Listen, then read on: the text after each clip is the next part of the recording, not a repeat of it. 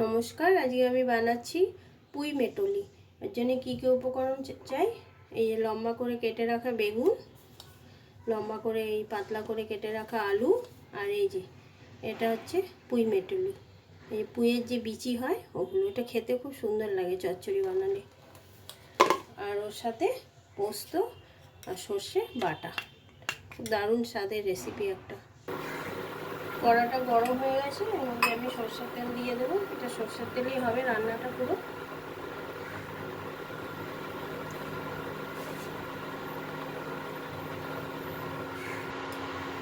এর মধ্যে কটা বড়ি ভেজে নেব। আগে বড়িটা লাল লাল করে ভেজে নেব।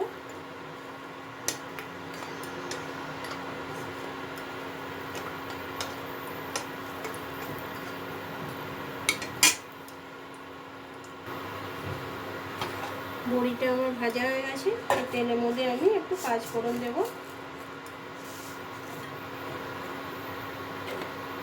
এই পাঁচ ফোড়ন দেব।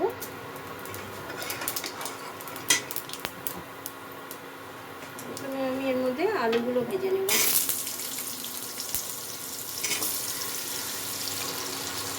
আলুগুলো ভাজা হয়ে গেছে, এবার আমি বেগুনটা দিয়ে দেবো। এর মধ্যে দুটো লঙ্কাও দিয়ে দেবো। বেগুনটা এর সাথে হালকা করে ভেজে নেব।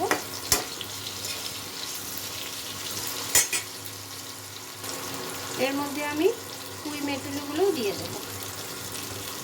পুঁইয়ের বিচি, নাম হচ্ছে পুঁই মেটলি। এটা আমাদের কলকাতায় খুব পাওয়া যায়। এটা খেতে খুব সুন্দর লাগে। এটা চচ্চড়ি বানালে না, গরম ভাতের সাথে খেতে এত ভালো লাগে। স্বাদ মতো নুন দিয়ে দেবো।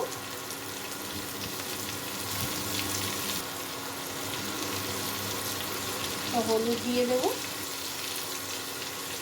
এবার একটু ভালো মতো এগুলো ভেজে নেব।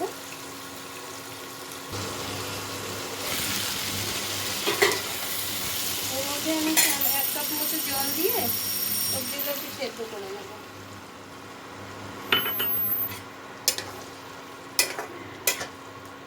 একটু সেদ্ধ হয়ে যাক।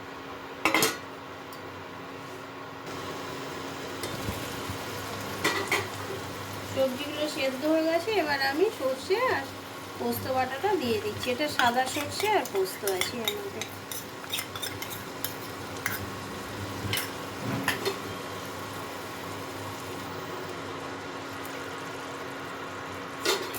এটা আমার কমপ্লিট হয়ে গেল।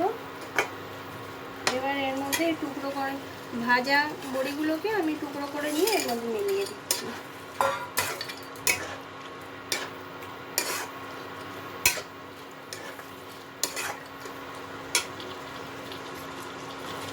উপর দিয়ে একটু কাঁচা সরষের তেল দিয়ে দেবো।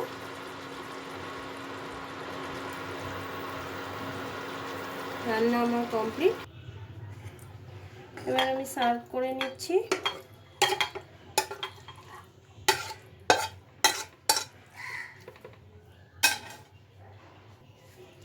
এই আমার রান্না রেডি, পুঁই মেটলি।